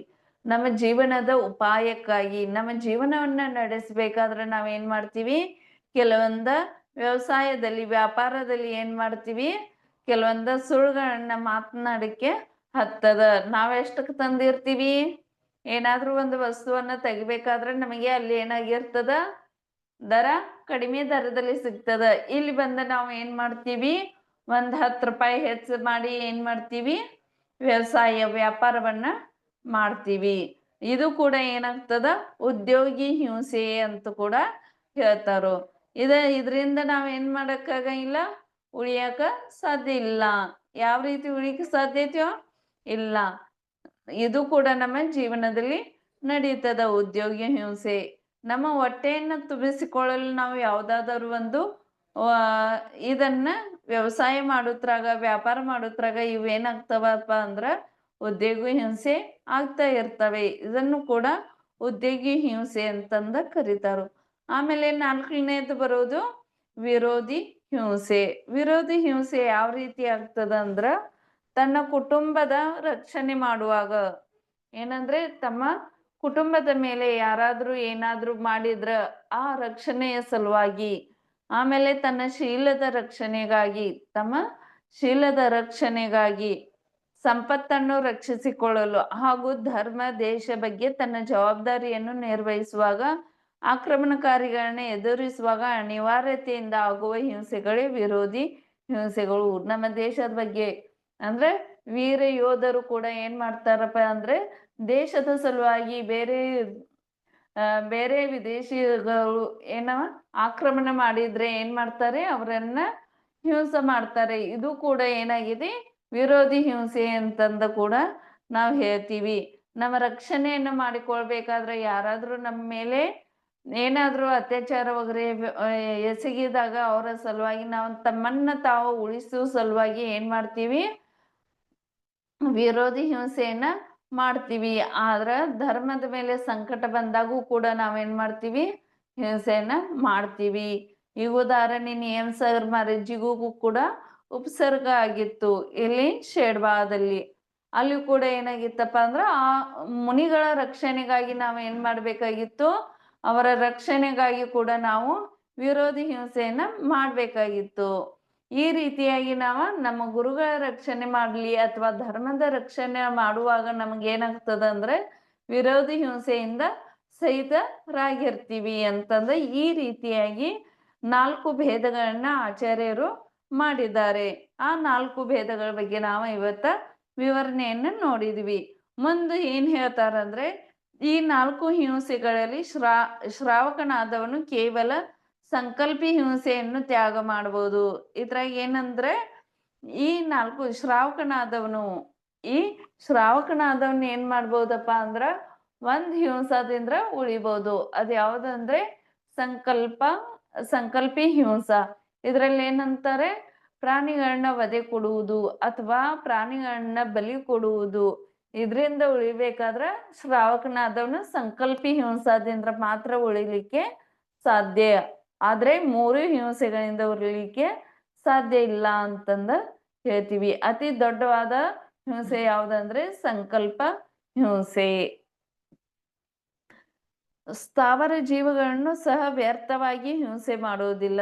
ಸ್ಥಾವರ ಜೀವಗಳನ್ನ ವ್ಯರ್ಥವಾಗಿ ನಾವು ಹಿಂಸೆಯನ್ನ ಮಾಡುವುದಿಲ್ಲ. ಇನ್ನುಳಿದ ಹಿಂಸೆಯನ್ನು ಸರ್ವತಾ ತ್ಯಾಗ ಮಾಡಲು ಗೃಹಸ್ಥಾವಸ್ಥೆಯಲ್ಲಿ ಸಾಧ್ಯವಾಗಲಾರದು. ಇನ್ನುಳಿದ ಅಂದ್ರ 3 ಹಿಂಸೆಗಳನ್ನ 4 ಭೇದಗಳನ್ನ ಮಾಡಿದರು. ಆ 4 ಭೇದದಲ್ಲಿ ಒಂದು ಹಿಂಸೆಯಿಂದ ನಾವೇನಾಗ್ಬೋದು, ಉಳಿಬಹುದು. ಆದ್ರೆ 3 ಹಿಂಸೆಗಳಿಂದ ಗೃಹಸ್ಥನಾದವರು ಅಥವಾ ಶ್ರಾವಕನಾದರೂ ಉಳಿಯಲು ಸಾಧ್ಯವಾಗುವುದಿಲ್ಲ ಅಂತಂದ ಹೇಳ್ತಾರೆ. ಆಮೇಲೆ ಆದರೂ ಎಲ್ಲ ಕೆಲಸಗಳನ್ನು ಸಾವಧಾನ ಪೂರ್ವಕವಾಗಿ ಮಾಡಬೇಕಾದದ್ದು ಪ್ರತಿಯೊಬ್ಬರ ಕರ್ತವ್ಯವಾಗಿದೆ. ಈ ಯಾವುದೇ ಒಂದು ಕೆಲಸಗಳನ್ನ ಮಾಡಬೇಕಾದ್ರೂ ನಾವು ಅತಿ ಎಚ್ಚರಿಕೆಯಿಂದ ಬಯಸುವುದರಿಂದ ಏನಾಗ್ಬೋದು, ಒಂದು ಸ್ವಲ್ಪ ಅದರಲ್ಲಿ ಕೂಡ ಸ್ವಲ್ಪ ಕಡಿಮೆ ಹಿಂಸೆ ಆಗ್ಬಹುದು ಅಂತಂದ ನಾವ ನೋಡ್ತೀವಿ. ಯಾವಾಗಾದ್ರೂ ಜರ ನೋಡಿ ನೋಡಿ ನಾವು ಏನ್ ಮಾಡ್ಬೇಕು, ನಡಿಬೇಕು. ಆಮೇಲೆ ಏನ್ರ ಇಡುವಾಗ ತಗುವಾಗ ಸ್ವಲ್ಪ ಇರ್ವಿ ಎಲ್ಲ ಅದಾವೋ ಇಲ್ಲೋ ಅದ್ನ ಎಲ್ಲ ನೋಡಿ ಇಡುತ್ ಮುಂದ ತೆಗೆದುಕೊಳ್ಳುವಾಗ ಇದನ್ನ ಏನ್ ಮಾಡ್ಬೇಕಪ್ಪ ಅಂದ್ರ ನಾವು ನೋಡಿ ತಗೋಬೇಕು. ಇದರಿಂದ ಸ್ವಲ್ಪ ನಮ್ದ ಹಿಂಸೆ ಕಡಿಮೆ ಆಗ್ಬೋದು ಅಂತಂದ ಇಲ್ಲಿ ಆಚಾರ್ಯರು ಹೇಳ್ತಾರೆ. ಇದು ನಮ್ದ ಪ್ರತಿಯೊಬ್ಬರದ ಕರ್ತವ್ಯ ಆಗಿದೆ ಅಂತಂದ ನಾವು ನೋಡ್ತೀವಿ. ಮುಂದೆ ಬರೋದು ಅಹಿಂಸಾನುವ್ರತ. ಮುಂದೆ ಬರೋದು ಯಾವುದು? ಅಹಿಂಸಾನುವ್ರತ. ಮೇಲ್ಕಂಡ ಸಂಕಲ್ಪಾದಿ 4 ಪ್ರಕಾರದ ಹಿಂಸೆಗಳಲ್ಲಿಯ ಸಂಕಲ್ಪ ಹಿಂಸೆಯು ಪೂರ್ಣ ರೂಪದಿಂದ ತ್ಯಾಗ ಹಾಗೂ 3 ಪ್ರಕಾರದ ಹಿಂಸೆಯಲ್ಲಿ ಸಾವಧಾನತೆಯನ್ನು ಇಟ್ಟುಕೊಳ್ಳುವುದು ಅಹಿಂಸಾನುವ್ರತವಾಗಿದೆ. ಇಲ್ಲೇನ್ ಹೇಳಿದಾರೆ ಅಂದ್ರೆ ಅಹಿಂಸಾನುವ್ರತ ಅಂತಂದ್ರೆ ಏನು? ಈಗ ಅಹಿಂಸಾನುವ್ರತ ಅಂದ್ರೆ ಸಂಕಲ್ಪಾದಿ ಅಂದ್ರೆ ಸಂಕಲ್ಪ ಹಿಂಸೆ ಹಿಡ್ಕೊಂಡು ವಿರೋಧಿ ಹಿಂಸೆದವರೆಗೆ ಏನಾಗ್ತದ 4 ಪ್ರಕಾರದ ಹಿಂಸೆಗಳಿದ್ದಿರ್ತಾವು. ಈ 4 ಪ್ರಕಾರದ ಹಿಂಸೆಯಲ್ಲಿ ಪೂರ್ಣ ರೂಪದಿಂದ ಯಾರು ತ್ಯಾಗ ಮಾಡಿರ್ತಾರೋ, ಆಮೇಲೆ 3 ಪ್ರಕಾರದ ಆರಂಭಿ ಹಿಂಸೆ, ಉದ್ಯೋಗಿ ಹಿಂಸೆ, ವಿರೋಧಿ ಹಿಂಸೆ, ಈ 3 ಪ್ರಕಾರದ ಹಿಂಸೆಗಳನ್ನ ಸಾವಧಾನತೆಯನ್ನ ಇಟ್ಟುಕೊಳ್ಳುವುದು. ಇದರಲ್ಲಿ ಸಾವಧಾನತೆಯನ್ನ ಇಟ್ಟುಕೊಳ್ಳೋದ್ರಿಂದ ಏನಾಗ್ತದ, ಅಹಿಂಸಾನುವ್ರತ ಅಂತ ಕರಿತೀವಿ. ಅಹಿಂಸಾನುವ್ರತ ಅಂತಂದ ನಾವ ಕರಿತೀವಿ ಇದನ್ನು ಧಾರಣೆ ಮಾಡುವ ಜೀವಿಯು ತ್ರಸ ಹಿಂಸೆಯನ್ನು ಸಂಕಲ್ಪ ಪೂರ್ವಕವಾಗಿ ಮಾಡುವುದಿಲ್ಲ. ಇದನ್ನ ಅಹಿಂಸಾನುವ್ರತ ಯಾರು ಹೊಂದಿರ್ತಾರಲ್ಲ ಅವರು ಜೀವಿಗೆ ತ್ರಸ ಹಿಂಸೆಯನ್ನ ಸಂಕಲ್ಪ ಪೂರ್ವಕವಾಗಿ ತ್ರಸ ಹಿಂಸೆಯನ್ನ ಸಂಕಲ್ಪ ಪೂರ್ವಕವಾಗಿ ಮಾಡೋದಿಲ್ಲ. ಮತ್ತು ಸ್ಥಾವರ ಜೀವಿಗಳನ್ನು ವ್ಯರ್ಥವಾಗಿ ಕೊಲ್ಲುವುದಿಲ್ಲ. ಸ್ಥಾವರ ಜೀವಿಗಳನ್ನ ವ್ಯರ್ಥವಾಗಿ ಅವರು ಕೊಲ್ಲುವುದಿಲ್ಲ. ಈ ವ್ರತಧಾರಿಗಳು ಮನೆಯ ಕಾರ್ಯಗಳನ್ನ ಸಾವಧಾನತೆಯಿಂದ ಮಾಡುತ್ತಾ ಜೀವಹಿಂಸೆಯಿಂದ ಉಳಿಯಲು ಪ್ರಯತ್ನಿಸುವರು. ಈ ವ್ರತವನ್ನ ಯಾರು ಗ್ರಹಣೆ ಮಾಡಿರ್ತಾರಲ್ಲ ಅವರು ಮನೆಯ ಕಾರ್ಯಗಳಲ್ಲಿ ಅವರು ಸಾವಧಾನತೆಯಿಂದ ಯಾವ್ದಾದ್ರು ಜೀವ ಹಿಂಸೆ ಆಗೋದಿಲ್ಲ, ಯಾವ್ದು ಮಾಡೋದ್ರಿಂದ ಜೀವ ಹಿಂಸೆ ಆಗೋದಿಲ್ಲ ಅನ್ನೋದನ್ನ ವಿಚಾರ ಮಾಡಿ ಆಮೇಲೆ ಏನ್ ಮಾಡ್ತಾರೆ, ಆ ಹಿಂಸೆಯಿಂದ ಉಳಿಯಲು ಏನ್ ಮಾಡ್ತಾರೆ, ಪ್ರಯತ್ನವನ್ನ ಮಾಡ್ತಾರೆ. ಅನಾವಶ್ಯಕವಾಗಿ ಅಗ್ನಿ ಉರಿಸುವುದಾಗಲಿ, ವಿದ್ಯುತ್ ಫ್ಯಾನ್ಗಳನ್ನು ಹಚ್ಚುವುದಾಗಲಿ, ಭೂಮಿಯನ್ನು ಅಗೆಯುವುದಾಗಲಿ, ಸ್ನಾನಾದಿಗಳಲ್ಲಿ ಹೆಚ್ಚು ನೀರು ವ್ಯಯಿಸುವುದಾಗಲಿ ಮಾಡುವುದಿಲ್ಲ. ಇಲ್ಲೇನ್ ಹೇಳ್ತಾರಂದ್ರೆ ತಮ್ಮ ಅವಶ್ಯಕತೆಗೆ ಮೀರಿ ಸ್ನಾನ ಮಾಡುವುದಾಗಲಿ, ವಿದ್ಯುತ್ ಉರಿಸುವುದಾಗಲಿ ಇವನ್ನ ಏನ್ ಮಾಡಂಗಿಲ್ಲ, ಹೆಚ್ಚಾಗಿ ಬಳಸುವುದಿಲ್ಲ. ಆಮೇಲೆ ನಾವೇನ್ ಮಾಡ್ತೀವಿ, ಲೈಟ್ಗಳನ್ನ ಹಚ್ಚಿ ಏನ್ ಮಾಡ್ತೀವಿ, ಲೈಟ್ ಹಚ್ಚತೀವಿ ಮತ್ತೆ ಬೇರೆ ಏನಾದ್ರೂ ಕೆಲಸವನ್ನ ಮಾಡ್ತೀವಿ. ಫ್ಯಾನ್ ಹಚ್ಚತೀವಿ, ಹಂಗೆ ಫ್ಯಾನ್ ಹಚ್ಚಿ ಬಿಟ್ಟು ಹೋಗ್ತೀವಿ. ಇದರಿಂದ ಏನಾಗ್ತವೆ, ಜೀವ ಹಿಂಸೆಗಳು ಆಗ್ತಾ ಹೋಗ್ತವೆ. ಅದರಿಂದ ಅವರ ಏನಾಗಿರ್ತಾರಪ್ಪ ಅಂದ್ರೆ ಸಾವಧಾನತೆಯನ್ನ ಹೊಂದಿರ್ತಾರೆ. ಅಂದ್ರೆ ತಮಗೆ ಎಷ್ಟು ಅವಶ್ಯಕತೆ ಇದೆಯೋ ಅಷ್ಟು ಉಪಯೋಗಿಸಿ ಅದನ್ನು ಮತ್ತೇನ್ ಮಾಡ್ತಾರೆ, ಅಲ್ಲಿಗೆ ಬಂದ್ ಮಾಡಿ ಹೋಗಿಬಿಡ್ತಾರೆ.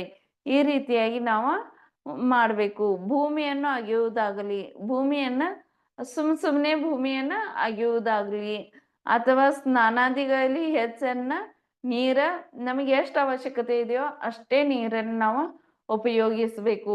ನಮಗೇನ್ ಮಾಡ್ತೀವಿ, ಅನಾವಶ್ಯಕವಾಗಿ 1 ಬಕೆಟ್ ಸಾಕಾಗುವುದಿಲ್ಲ, ಮತ್ತೆ 2 ಬಕೆಟ್ ಬೇಕು. 2 ಬಕೆಟ್ ನೀರ್ ಜಳಕ ಮಾಡಿ ಎಷ್ಟು ಜೀವ ಹಿಂಸೆ ಆಗ್ತಾವ, 1 ಬಕೆಟ್ನಲ್ಲಿ ಸ್ನಾನ ಮಾಡಬಹುದು. ಅದೇ ಮತ್ತೊಂದು ಬಕೆಟ್ದಲ್ಲಿ ಕೂಡ ಏನ್ ಮಾಡ್ತೀರಿ, ಮತ್ ಬೇಕಂತಂದ 2 ಬಕೆಟ್ಗಳನ್ನ ಉಪಯೋಗ ಮಾಡ್ತೀವಿ. ಆ ರೀತಿಯಾಗಿ ನಾವು ಮಾಡಬಾರ್ದು. ಎಷ್ಟು ತಮಗೆ ಅವಶ್ಯಕತೆ ಇದೆಯೋ ಅಷ್ಟೇ.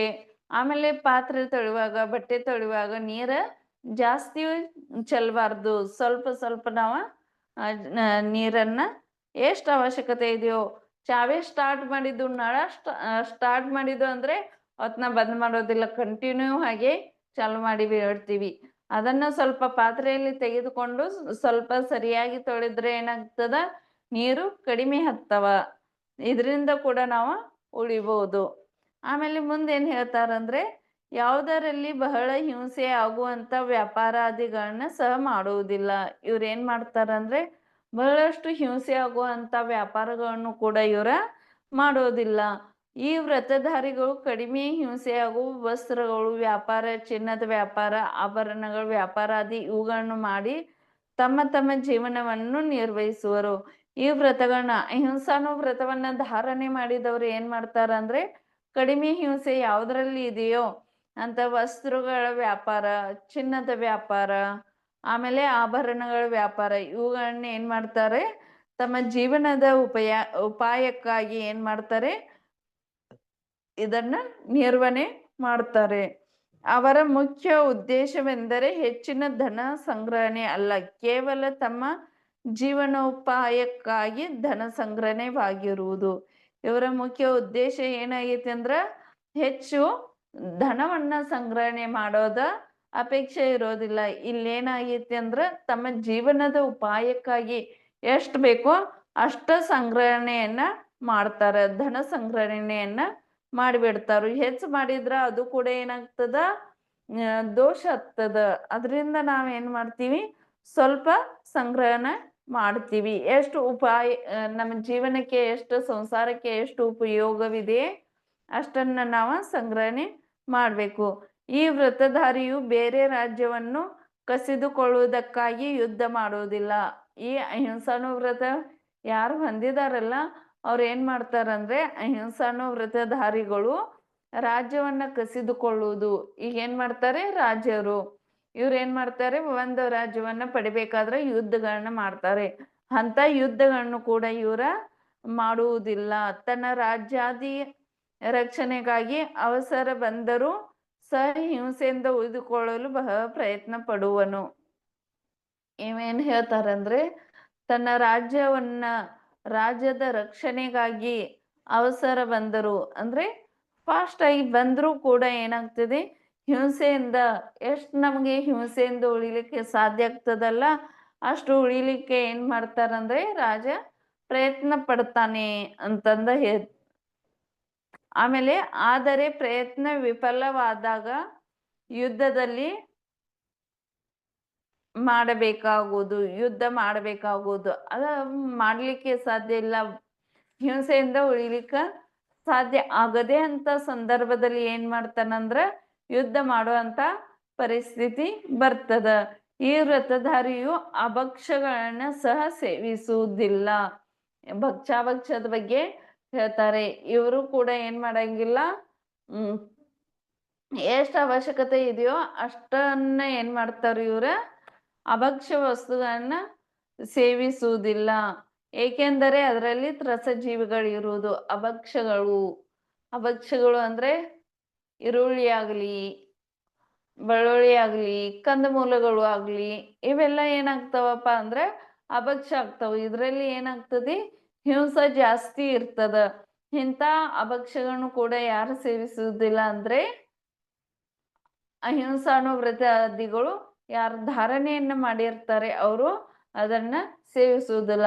ಯಾಕಂದ್ರೆ ಅದರಲ್ಲಿ ತ್ರಸಜೀವಿಗಳು ಬಹಳಷ್ಟು ಇರ್ತವೆ. ನಡೆಯುವಾಗ ಅವರು ಭೂಮಿಯ ಮೇಲೆ ನೋಡಿಕೊಂಡು ನಡೆದಾಡುವರು. ಅವ್ರು ಏನ್ ಮಾಡ್ತಾರೆ, ಆ ಕಡೆಯಿಂದ ಈ ಕಡೆಯಿಂದ ಆ ಕಡೆ ಹೋಗುವಾಗೂ ಕೂಡ ಅವ್ರು ಏನ್ ಮಾಡ್ತಾರೆ, ಕೆಳಗೆ ನೋಡಿಕೊಂಡ ನಡೀತಾರೆ. ಟಗರು, ಹುಂಜಗಳ ಯುದ್ಧ ಇವುಗಳು ಸಹ ನೋಡುವುದಿಲ್ಲ. ಟಗರು ಆಗ್ಲಿ, ಹುಂಜಗಳ ಯುದ್ಧ ಆಗ್ಲಿ ಇದನ್ನ ಏನ್ ಮಾಡಂಗಿಲ್ಲ, ಅವರು ನೋಡುವುದಿಲ್ಲ. ಅವರು ಅಂದ್ರೆ ಯಾರ, ಅಹಿಂಸಾನು ವ್ರತವನ್ನ ಧಾರಣೆ ಮಾಡಿದವರು. ರೇಷ್ಮೆ ವಸ್ತ್ರಾದಿ ಚರ್ಮದ ವಸ್ತುಗಳಾದ ಪರ್ಸ್, ಚಪ್ಪಲಿ ಇತ್ಯಾದಿಗಳನ್ನು ಧರಿಸುವುದಿಲ್ಲ. ಇವರು ಅಹಿಂಸಾನು ವ್ರತಗಳ ಆದವರು, ಧಾರಣೆಯನ್ನು ಮಾಡಿಕೊಂಡವ್ರು ಏನ್ ಮಾಡಂಗಿಲ್ಲ, ತೊಗಲಿನ ಚರ್ಮದ ಚಪ್ಪಲಿ ಆಗ್ಲಿ, ಪರ್ಸ್ಗಳಾಗ್ಲಿ, ಬೆಲ್ಟ್ಗಳಾಗ್ಲಿ ಇವುಗಳನ್ನ ಏನ್ ಮಾಡೋದಿಲ್ಲ, ಧಾರಣೆಯನ್ನ ಮಾಡೋದಿಲ್ಲ ಅಥವಾ ಆ ವಸ್ತುಗಳನ್ನ ಉಪಯೋಗ ಮಾಡೋದಿಲ್ಲ. ಹಲ್ಲು ಉಜ್ಜಲು ಪೇಸ್ಟ್ಗಳನ್ನು ಉಪಯೋಗಿಸುವುದಿಲ್ಲ. ಹಲ್ಲು ಉಜ್ಜಕ್ಕೆ ಏನ್ ಮಾಡಂಗಿಲ್ಲ, ಪೇಸ್ಟ್ಗಳನ್ನು ಕೂಡ ಉಪಯೋಗ ಮಾಡುವುದಿಲ್ಲ. ಔಷಧಗಳಲ್ಲಿಯೂ ಕ್ಯಾಪ್ಸುಲ್ ಮತ್ತು ಪ್ರಾಣಿಜನ್ಯ ಔಷಧಿಗಳನ್ನ ಸೇವಿಸುವುದಿಲ್ಲ. ಔಷಧಗಳಲ್ಲಿ ಕ್ಯಾಪ್ಸುಲ್ ಗೋಳಿಗಳು ಬಂದಿರ್ತವೆ. ಆಮೇಲೆ ಎನಿಮಲ್ ಸೋರ್ಸ್ ಇರುವಂತ ಔಷಧಿಗಳು ಕೂಡ ಇದ್ದಿರ್ತವೆ. ಅಂತ ಔಷಧಿಗಳನ್ನು ಕೂಡ ಯಾರು ಸೇವಿಸುವುದಿಲ್ಲ. ಅಹಿಂಸಾ ಅನ್ನೋ ವ್ರತಗಳನ್ನ ಧಾರಣೆ ಮಾಡಿದವರು ಸೇವಿಸುವುದಿಲ್ಲ. ಏಕೆಂದರೆ ಅದನ್ನು ಹಿಂಸಕ ಪದಾರ್ಥಗಳಿಂದ ನಿರ್ಮಿಸುತ್ತಾರೆ. ಇವು ಕ್ಯಾಪ್ಸುಲ್ ಗೋಳಿಗಳನ್ನು ಮತ್ತು ಕೆಲವೊಂದು ಔಷಧಿಗಳನ್ನ ಯಾವುದರಿಂದ ನಿರ್ಮಾಣ ಮಾಡ್ತಾರಂದ್ರೆ ಹಿಂಸಕ ಪದಾರ್ಥಗಳಿಂದ ನಿರ್ಮಾಣ ಮಾಡ್ತಾರೆ. ಹುಲ್ಲಿನ ಮೇಲೆ ನಡೆದಾಡುವುದಿಲ್ಲ. ಹುಲ್ಲಲ್ಲಿ ಎಷ್ಟೊಂದು ಜೀವಿಗಳು ಇದ್ದಿರ್ತವೆ. ಆ ಜೀವಿಗಳನ್ನ ಹುಲ್ಲಿನ ಮೇಲೆ ನಡೆದಾಡುವುದಿಲ್ಲ. ಪಶು ಆಕಾರದ ಸಕ್ಕರೆಯಲ್ಲಿ ಮಾಡಿದ ಪದಾರ್ಥಗಳನ್ನು ತಿನ್ನುವುದಿಲ್ಲ. ಏನಂತಾರೆ, ಪ್ರಾಣಿಗಳು ಪಶುಗಳು ಆಗಿರುವಂತ ಮೊದ್ಲೇನ್ ಮಾಡ್ತಿದ್ದು, ಗೋಳಿ ಚಾಕ್ಲೇಟ್ ಇವೇನಾಗ್ತಿದ್ದಪ್ಪ ಅಂದ್ರೆ ಪ್ರಾಣಿಗಳು ಮಾಡಿದಂತಹ ಆಕಾರದಲ್ಲಿ ಏನ್ ಮಾಡ್ತಿದ್ರಪ್ಪ ಅಂದ್ರ ಅವತ್ನ ತಯಾರು ಮಾಡ್ತಾ ಇದ್ರು. ಗುಬ್ಬಿ, ಈಗ ನವಿಲು, ಆನೆ ಇಂಥ ಆಕಾರದಲ್ಲಿ ಏನ್ ಮಾಡ್ತಿದ್ರು, ಗೋಳಿಗಳನ್ನ ಅಥವಾ ಚಾಕ್ಲೇಟ್ಗಳನ್ನ ತಯಾರು ಮಾಡ್ತಾ ಇದ್ರು, ಅಥವಾ ಸಕ್ಕರೆ ಪಾಕಗಳನ್ನ ತಯಾರು ಮಾಡ್ತಿದ್ರು. ಅದು ಕೂಡ ಏನಾಗ್ತದ ಅಂದ್ರ ಅಂತ ವಸ್ತುಗಳನ್ನು ಕೂಡ ಇವರ ತಿನ್ನೋದಿಲ್ಲ. ಬರ್ತ್ಡೇ ಕೇಕ್ ತಿನ್ನೋದಿಲ್ಲ, ಏಕೆಂದರೆ ಅದರಲ್ಲಿ ಮೊಟ್ಟೆ ಇರುತ್ತದೆ. ಬರ್ತ್ಡೇ ಕೇಕ್ಗಳನ್ನು ಕೂಡ ತಿನ್ನೋದಿಲ್ಲ. ಆದ್ರೆ ಮನೆಯಲ್ಲಿ ಮಾಡಿದಂತ ಕೇಕ್ಗಳನ್ನ ತಿನ್ಬಹುದು. ಮನೆಯಲ್ಲಿ ಮಾಡಿದ ಶುದ್ಧ ಕೇಕ್ ತಿನ್ನುವರು. ಪೇಸ್ಟ್ರಿ ಇತ್ಯಾದಿ ಫಾಸ್ಟ್ ಫುಡ್ಗಳನ್ನು ತಿನ್ನುವುದಿಲ್ಲ. ಏನ್ ಹೇಳ್ತಾರೆ ಅಂದ್ರೆ ಫಾಸ್ಟ್ ಫುಡ್ಗಳನ್ನ ನಾವು ತಿನ್ನಬಾರ್ದು. ಬಿಸ್ಕಿಟ್, ಬ್ರೆಡ್, ಪಾವ್, ಮ್ಯಾಗಿ ಇಂಥ ವಸ್ತುಗಳನ್ನ ನಾವೇನ್ ಮಾಡಬಾರ್ದು, ತಿನ್ನಬಾರ್ದು. ಸ್ಥೂಲ ಹಿಂಸೆ, ಅಸತ್ಯ, ಕಳ್ಳತನ, ಕುಶೀಲ, ಪರಿಗ್ರಹ, ಸಂಗ್ರಹಣೆ ಈ ಪಾಪಗಳಿಂದ ದೂರ ಇರುತ್ತಾರೆ. ಅಂದ್ರೆ ಹಿಂಸೆ, ಅಸತ್ಯ ಮಾತನಾಡುವುದು, ಕಳ್ಳತನ, ಕುಶೀಲ, ಪರಿಗ್ರಹ, ಸಂಗ್ರಹಣೆ ಮಾಡುವುದು ಇವೆಲ್ಲ ಪಾಪಗಳಿಂದ ಏನ್ ಮಾಡ್ತಾರೆ, ದೂರ ಉಳಿತಾರೆ. ಆಮೇಲೆ ಸೆರೆ, ಮಾಂಸಗಳಂತ ನಿಂದೆ ಪದಾರ್ಥಗಳನ್ನು ಉತ್ಪಾದಿಸುವ ಮತ್ತು ವ್ಯಾಪಾರ ಮಾಡುವ ಷೇರುಗಳನ್ನು ಖರೀದಿಸುವುದಿಲ್ಲ. ಶೇರ್ ಮಾರ್ಕೆಟ್ದಾಗ ಏನ್ ಮಾಡ್ತಾರೆ, ಮಾಂಸಗಳನ್ನ ಖರೀದಿ ಮಾಡುವುದು, ನಿಂದೆ ಪದಾರ್ಥಗಳನ್ನ ಉತ್ಪಾದನೆ ಮಾಡುವುದು, ವ್ಯಾಪಾರ ಮಾಡುವುದು ಇವನ್ನ ಏನ್ ಮಾಡಂಗಿಲ್ಲ, ಶೇರ್ ಮಾರ್ಕೆಟ್ಗಳಾಗಿ ಅವುಗಳನ್ನ ಖರೀದಿಸುವುದಿಲ್ಲ. ರಾತ್ರಿ ಊಟ ಮಾಡುವುದಿಲ್ಲ, ಸೋಸದ ನೀರನ್ನು ಕುಡಿಯುವುದಿಲ್ಲ. ರಾತ್ರಿ ಭೋಜನ ಮಾಡೋದಿಲ್ಲ, ನೀರು ಸೋಸದೆ ಕುಡಿಯುವುದಿಲ್ಲ. ಈ ವ್ರತ ಏಕದೇಶವಾಗಿ ಹಿಂಸೆ ತ್ಯಾಗವನ್ನು ಮಾಡಲಾಗುವುದು. ಈ ವ್ರತದಲ್ಲಿ ಸ್ವಲ್ಪ ನಮಗೆ ಎಷ್ಟು ಮಟ್ಟಿಗೆ ಸಾಧ್ಯವಿದೆಯೋ ಅಷ್ಟು ಮಟ್ಟಿಗೆ ನಾವು ವ್ರತ ನಿಯಮಗಳನ್ನ ಪಾಲನೆ ಮಾಡಬೇಕು. ಆ ಪಾಲನೆ ಮಾಡೋದಕ್ಕೆ ಏನಂತಾರಂದ್ರೆ ಇಷ್ಟೆಲ್ಲ ಏಕದೇಶವಾಗಿ ಹಿಂಸೆ ತ್ಯಾಗವನ್ನ ಮಾಡಲಿಕ್ಕೆ ಸಾಧ್ಯ. ಯಾರಿಗೆ ಸಂಪೂರ್ಣವಾಗಿ ಹಿಂಸೆ ತ್ಯಾಗವನ್ನು ಮಾಡಲು ಆಗುವುದಿಲ್ಲ ಅವರು ಈ ವ್ರತವನ್ನು ಅವಶ್ಯವಾಗಿ ಧಾರಣೆ ಮಾಡಬೇಕು. ಯಾರಿಗೆ ಸಂಪೂರ್ಣವಾಗಿ ಹಿಂಸವನ್ನ ತ್ಯಾಗ ಮಾಡಕ ಆಗೋದಿಲ್ಲ ಏನಿಲ್ಲ, ಅವರು ಈ ವ್ರತವನ್ನ ಅವಶ್ಯವಾಗಿ ಧಾರಣೆ ಮಾಡಬೇಕು ಅಂತಂದ ಹೇಳ್ತಾರೆ. ಇದೇನಾಯ್ತಪ್ಪ ಅಂದ್ರ ಅಹಿಂಸಾ ಅನುವ್ರತ ಅಂದ್ರ ಸ್ವಲ್ಪ ಮಟ್ಟಿಗೆ ಆಂಶಿಕವಾಗಿ ಅಥವಾ ಏಕೋದ್ದೇಶವಾಗಿ ಏನ್ ಮಾಡ್ತಾರಂದ್ರೆ ಈ ರೀತಿಯಾಗಿ ಅಹಿಂಸಾ ವ್ರತವನ್ನ ಪಾಲನೆ ಮಾಡ್ತಾರೆ. ಮುಂದೆ ಬರೋದು ಅಹಿಂಸಾ ಮಹಾವ್ರತ. ಈ ಅಹಿಂಸಾ ಮಹಾವ್ರತದ ಬಗ್ಗೆ ನಾವು ನಾಳೆ ಮುಂದಿನ ಕ್ಲಾಸ್ನಲ್ಲಿ ನೋಡೋಣ. ಇವತ್ತಿಗೆ ಇಷ್ಟೇ ಸಾಲ್ಕು. ಬೋಧಿ ಸಮಾಧಿ ಪರಿಣಾಮ ಶುದ್ಧಿ ಸಾತ್ಮೋಪಲಬ್ಧಿ ಶಿವಸೌಖ್ಯ ಸಿದ್ಧಿ ಚಿಂತಾಮಣಿ ಚಿಂತಿತ ವಸ್ತು ದಾನಿ ತ್ವಾಮಂದ್ಯಮಾನಸ್ಯ ಮಮಾಸ್ತು ದೇವಿ ತ್ವಾಮಂದ್ಯಮಾನಸ್ಯ ಮಮಾಸ್ತು ದೇವಿ. ಜೈ ಜಿರ್ವಾನಿ ಮಾತಾ ಕಿ ಜೈ.